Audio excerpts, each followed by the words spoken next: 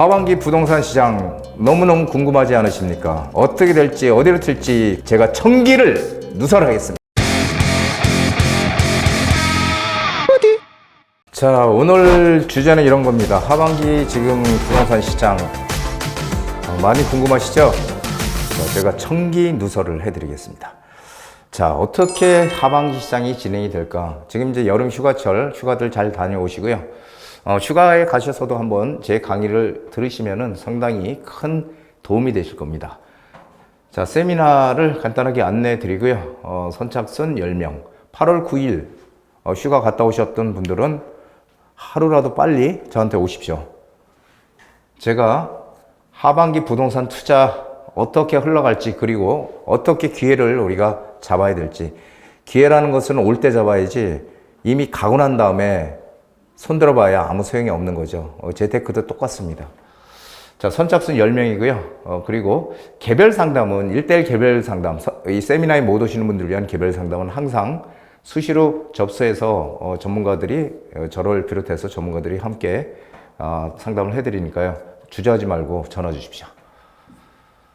자, 최근에 미국이 기준금리를 다시 0.25% 인상해서 우리나라랑 금리 격차가 지금 2%로 사상 최대로 지금 벌어졌습니다. 그래서 금리 우리도 또 올려야 되는 거 아니에요? 이런 얘기도 나오고 있고요. 막 여기저기서 설왕설래하는 그런 말들이 많이 나오고 있죠. 자, 미국발 금리 충격. 자, 상당히 이것 때문에 우리가 지난해에 많은 고생을 했죠. 2020년, 2021년 이 저금리 상황이었잖아요. 왜? 코로나발 저금리. 그러다 보니까 돈들이 시중에 너무너무 많이 풀렸고, 그 많이 풀린 돈들이 부동산 쪽으로 많이 들어갔죠. 그래서 이 급격하게 돈이 많이 늘어난, 이걸 유동성이라고 하는데, 이것들이 집값을 단기간으로 급등시키는 가장 큰 역할을 해왔다. 자, 그래서 미국발 기준금리가 막 폭등을 하고, 그러니까 우리도 따라서 올릴 수밖에 없고, 그리고 한 2년 동안에 역대급으로 가격이 폭발적으로 상승을 했죠. 예, 그런 여파로 이 조정받는 국면이 1년 정도 걸렸다는 거예요.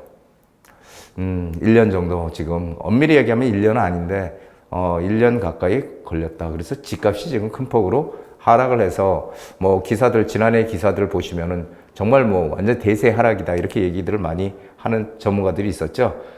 전문가 본격적인 대세 하락이 시작되고 있다. 계속 떨어질 것이다, 떨어질 것이다. 이게 대부분의 어떤 하나의 추세였어요. 근데 저는 뭐라고 얘기했어요? 부디가 접니다. 예, 부동산 DJ. 부디 큰 폭의 가격 상승으로 인한 조정 국면이지 지금의 어떤 대세 하락장이 아니고 데드캣 바운스가 아니다라는 얘기를 드렸잖아요. 그렇죠? 자, 누구 말이 맞았을까요? 지금 현재 현 시점에 와서 보면은, 지금 봐도 제 말이 맞았다는 거 아마 아실 겁니다. 제 방송을 오랫동안 보신 분들은. 자, 집값 하락의 가장 큰 요소는 미국발 기준금리 인상이다. 제가 이런 얘기 많이 드렸죠. 미국발 기준금리 인상.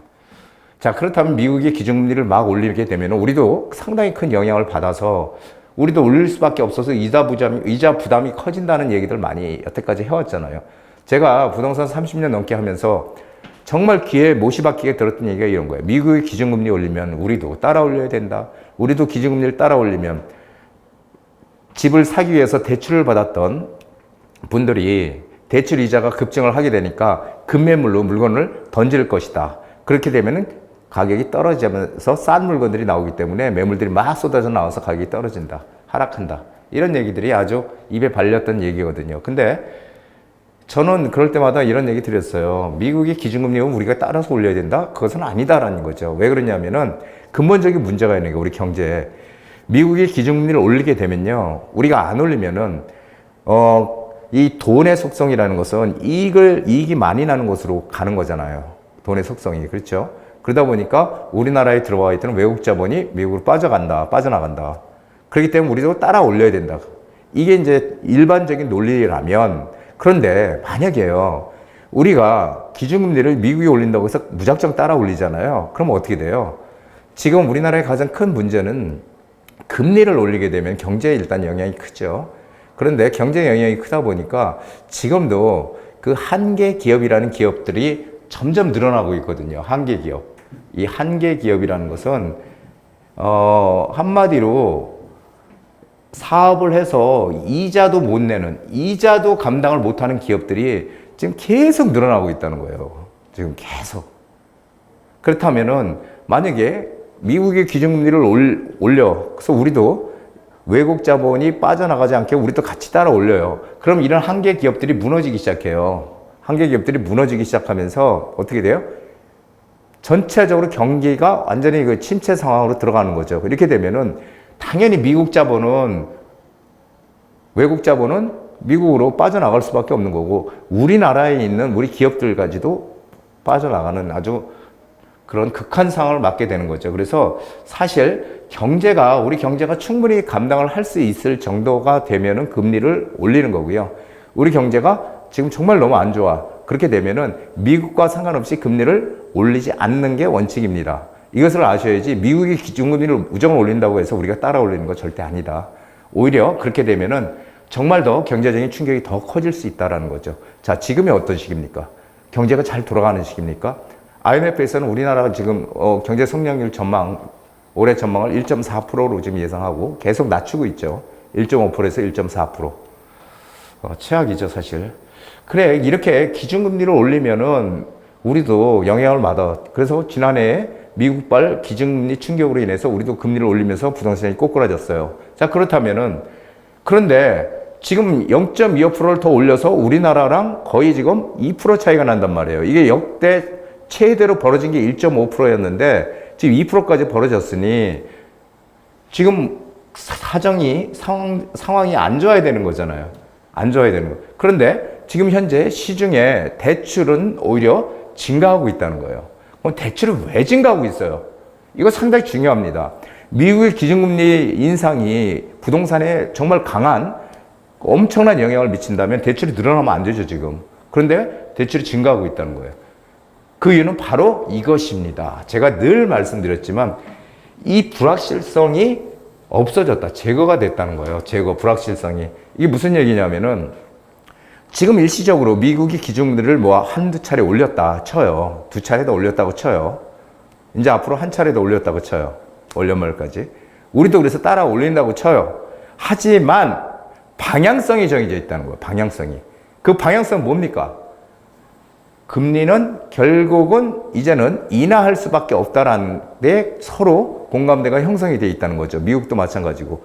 결국은 내년 시장에는 금리가 계속 인하될 것이다라는 거. 방향성이 어떻게 돼요? 방향성이 정해져 있어. 방향성이 이제 확고해.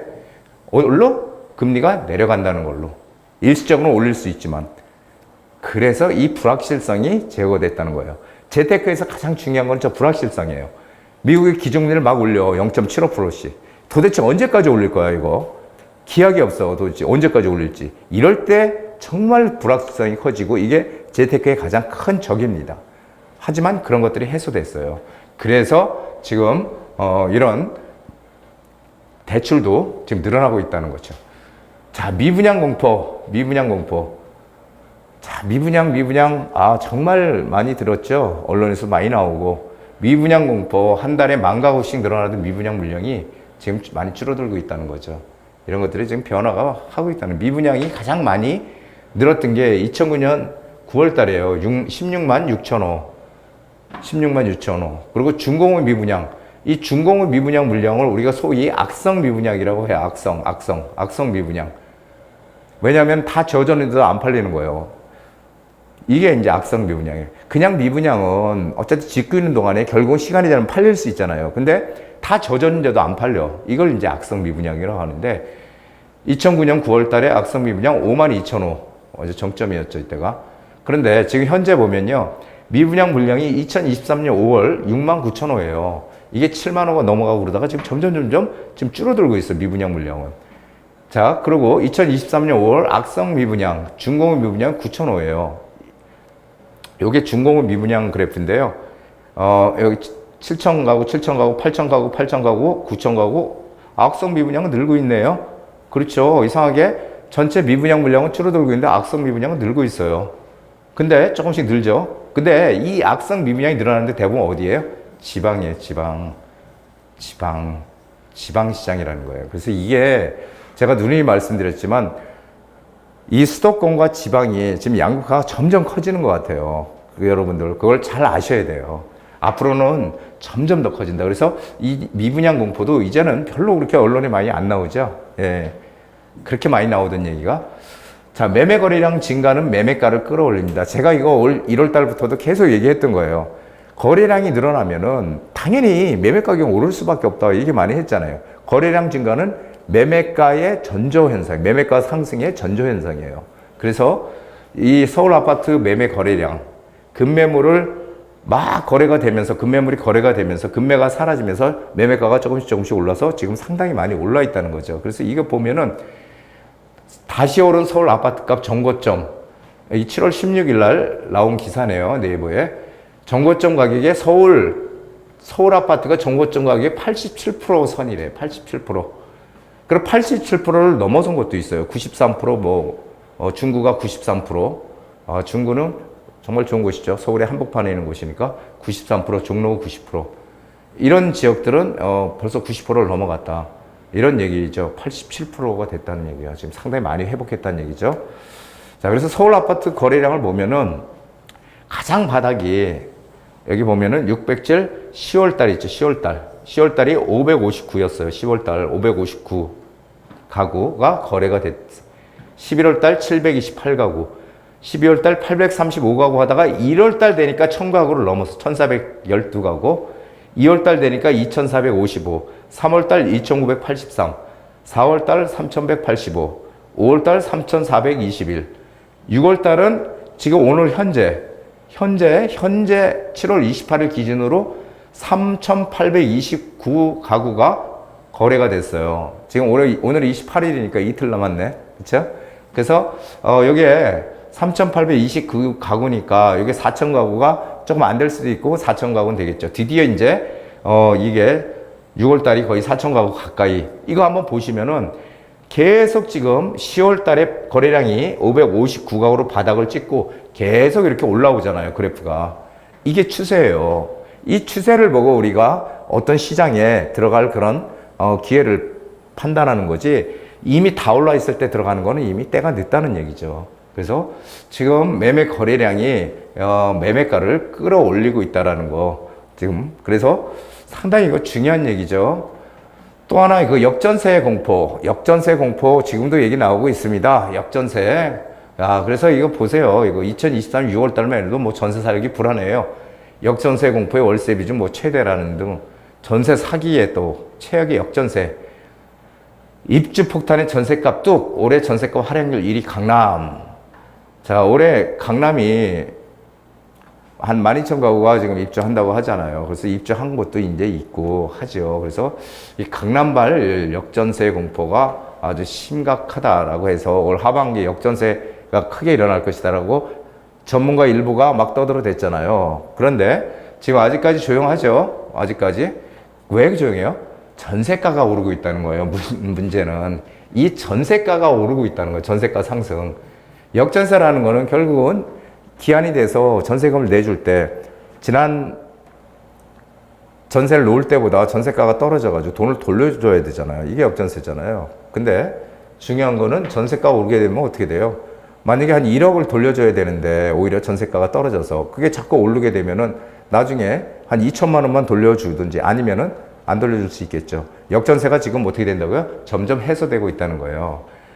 자, 강남 아파트 전세가 올라. 지금 이렇게 돼 있는데, 지금 가장 중요한 거는요, 올해 1월 달을 기준으로 해서 1월을 기준으로 해서 매매가와 전세가가 지금 동반 상승하고 있다는 거예요. 매매가, 전세가가 동반 상승. 이런데 역전세가 어떻게 일어납니까? 완전히 그 공포감을 조장하는 게 아닌가라는 생각이 들어요, 저는. 자, 전세 시장 지금 어때요? 전세 매물이 지금 줄어들면서 강보합세를 유지하고 있고요. 지금 뭐 아직까지 비수기잖아요. 전세 시장, 매매 시장도 비수기고. 이제 9월, 10월 달 되면은 그때가 바로 이제 성수기잖아요. 전세 성수기. 자, 강남 입주장 큰일 날 것 같이 떠들었지만 이미 다 입주하고서 이제 거의 그런 얘기가 없어요. 그래서 전세값 낙폭이 예상 외로 크지 않았다라는 거예요. 우리가 예상했던 대로 그렇게 강남에 막 들어오면서 가격이 막 떨어져가지고 큰일이 안 났다라는 얘기죠.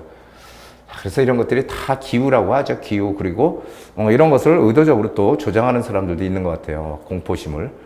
자, 전세 수급 지수. 전세 수급 지수. 이거 상당히 중요합니다.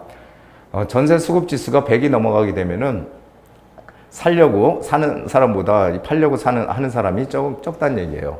전세를 살려고 하는 사람 많은데 놀려고 하는 사람은, 전세를 놀려고 하는 사람은 없다. 그러니까 한마디로 임대를 놀려고 하는 사람들이 없다라는 거죠. 임차를 놀려고 하는 사람들이. 그러니까 즉 수요는 많은데 100 이상이 되면 수요는 많은데 물량이 적더라라는 얘기입니다. 그래서 전세 수급 지수가 이거 2022년 8월 1일 여기가 100인데요. 요 빨간 선이 100인데 100에서 싹 이제 미끄러지기 시작해요. 100 미만으로 하락하면서 2023년 1월 달에 41.1 최악을 1월 달, 올해 1월 달 여기입니다. 1월 달 여기 바닥을 완전히 찍었다가 그렇죠? 이렇게 바닥을 찍었다가 2023년 1월이니까 여기네, 여기. 그렇죠? 1월 여기가 바닥이죠. 완전히 바닥을 찍었다가 지금 이렇게 슬슬 전세 수급 지수가 올라오면서 6월 말에 100을 찍었다가 지금 이제 7월 달에 102까지 올라왔어요. 102까지. 이제 드디어 100을 넘어섰다는 거예요. 자, 전세 수급 지수가 100을 넘어가면요. 100을 넘어가면 매매가를 움직이게 됩니다, 여러분. 이제 드디어 이제 본격적으로 이 지표상으로도 이제 그런 현실들이 눈으로 우리한테 보여주고 있다는 거예요. 이거 상당히 우리 경각심을 가져야 된다. 지금이 얼마나 중요한 시기인지. 자, 수요와 공급은 항상 가격을 결정한다고 제가 말씀드렸잖아요. 근데 서울의 내년 아파트 입주 물량이 역대급입니다. 자, 한번 보시면은 여기 아실에서 가져온 아파트 입주 물량이에요. 매년 적정 수요, 서울 아파트의 적정 수요가 요 47,000 가구 정도 된다고 해요. 이 아실에서 추정을 한 거는. 근데 적정 수요가 이렇게 되는데 지금 보면은 여기가 적정 수요라는 거잖아요. 요 선이. 근데 지금 계속 서울의 공급 물량이, 아파트 입주 물량이 점점 줄어들었어요. 올해 2023년도는 23,000 가구 정도 되는 거고요. 내년이 2024년이 14,800, 약 15,000 가구가 채 안 되죠. 2025년도도 17,000 가구, 2026년은 1,061 가구. 지금 계속 물량이, 서울의 공급 물량을 줄어듭니다. 여러분들 한번 생각해 보세요. 아니, 지금 이렇게 얘기하는 분 있죠.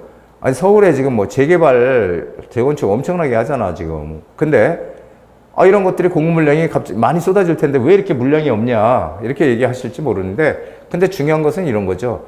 우리가 다 집을 부수고 공사하는 기간만 보통 한 3년 이상 잡아야 돼요. 그런데 지금 뭐 신속통합계획이니 뭐 모아타운이니 역세권 개발이 이런 것들 지금 뭐 부숴서 지금 공사하는데 한 군데라도 있습니까? 없잖아요. 무슨 얘기냐면은 지금 서울에 신규로 들어올 수 있는 공급 물량은 없다는 거예요. 신규로. 그만큼 앞으로 향후 서울의 공급 물량이 상당히 지금 부족하다는 얘기를 드리는 거죠. 반대로 수요는 많죠. 지방에서 지금 와가지고 갈아타기로 서울에 집을 산다고 그런 기사 보셨죠? 예, 지금 외지인들이 많이 서울에 투자하더라. 그런 분들이 참 발빠른 것 같아요. 제가 봐도. 자, 시장을 우리 예측 한번 해보자고요. 자, 시장 예측 정말 중요합니다. 내년 4월 총선 전에 풀지 못한 각종 규제, 양도소득세, 중과 문제라든지 취득세, 그렇죠. 그 다음에 실거주 문제. 하여간 뭐 이런 여러 가지 아직까지 풀지 못했던 그런 것들이 내년 총선 전에는 다 풀릴 거로 예측을 하고 있습니다. 그리고 여러분들 지금 전세 때문에 고민 많이 하시죠? 지금 역전세잖아요. 역전세. 어쨌든 전세가가 아직까지 낮아요. 근데 예전에 우리가 났던 것보다. 근데 가을 이후 9월, 10월 이후에 역전세에서 뭘로 바뀐다? 전세난으로 바뀔 가능성이 크다. 오히려 전세가 이제 가격이 더 많이 올라서 이제 전세난으로 변질될 가능성이 크다라는 거. 이거 여러분들 기억을 하셔야 됩니다. 지금 역전세 이제 거기서 우려에서 좀 벗어나서 오로지 이제 역전세가 해소되는 언제 해소되느냐의 문제일 뿐이지 역전세는 곧 해소된다. 그래서 가을 이후에는 오히려 전세가가 올라가서 매매가 대비 전세가 비중이 이제 점점 매매가 대비 전세가 비중이 서울의 평균 한 60% 되면은 매매가가 크게 움직이거든요. 그래서 지금 한 54, 5 요 정도 되니까 아마 그렇게 가지 않을까 싶어요. 그래서 역전세 뭐 이건 별로 뭐 문제 신경 쓸 거 없고요. 오히려 전세가가 더 많이 올라서 역전세 때문에 가슴 조이던 분들은 조금 더 편히 좀 계셔도 될 것 같아요. 매매시장 정고점 언제냐 이렇게 많이 물어보세요. 그래서 뭐 전문가들 뭐 내년 말에 내년 말이 뭐 거의 정고점까지 올 거다. 저는 그렇게 보지 않습니다. 빠르면 올해 빠르면 올해 말에 부동산 가격의 최고 정고점까지 올 것이다. 늦으면은 내년 상반기 정도 되면은 충분히 정고점 간다. 그렇다면 지금 상당히 바쁜 시기죠. 지금 바쁜 시기예요. 왜냐하면 아직까지는 가격이 좀 떨어져 있지만 이제 조금만 있으면은 가격이 옛날 최고점을 회복할 것이다라고 생각하면 좀 마음이 급하지 않으십니까? 자, 정책 방향이 우리의 투자 방향입니다. 항상 우리가 생각해 봐야 될 게 정부에서 어떻게 어디를 밀어주느냐거든요. 지금 뭐 당연하죠. 공급이 가장 부족한데 조금 전에 보셨듯이 서울이고요. 서울에서 가장 정부에서 밀어주는 건 재개발, 재건축이잖아요. 단 재건축은 투자금이 너무 많이 든다. 그러니까 우리가 상대적으로 투자금을 작게 하는 게 재개발이잖아요. 그래서 재개발에 투자라. 재개발에 투자라고 항상 강조하는 게 바로 그런 이유 때문입니다. 여러분들 오늘 강의 들으셨어요? 제 강의를 이렇게 들어보시면은 좀 공감이 오지 않으시나요? 한번 가만히 생각해 보시고 뭔가 움직이시려고 생각하는 분들, 그리고 제 얘기가 가슴에 와 닿는다고 생각하시는 분들은, 여태까지 뭔가 투자를 하려고 했다 망설이시는 분들은 하루속히 빨리 움직이십시오. 그래야 승리자가 될 수 있어요. 자, 9일날 특별 세미나 이번이 지금 뭐 여러 가지 개발 방향들이 있는데요. 그 개발 방향을 우리가 어떻게 잡아나갈지, 그리고 어떤 물건을 우리가 투자해야 될지, 이런 것들에 대한 확신을 드리는 시간 준비하도록 하겠습니다. 현명한 자라면 찾아낸 기회보다 더 많은 기회를 만들 것이다. 프랜시스 베이컨. 참 말들은 전부 다 잘 하는데 사실 실행하는 게 어렵죠. 그래서 어떻게든지 우리는 이 재테크에 성공하려면 기회가 왔을 때 기회를 잡는 그런 지혜가 필요하다는 거죠. 그 지혜는요, 지식이 많이 쌓여야 지혜가 되는 거예요, 여러분. 그냥 갑자기 지혜가 생기는 건 아니죠. 여러분들, 저희 방송을, 제 유튜브를 구독하시면서 정말 많은 지식을 쌓아서 지혜가 확 생기는 그런 우리 구독자님들 되시기를 바랍니다. 자, 건강하시고요. 다음에 또 뵙겠습니다.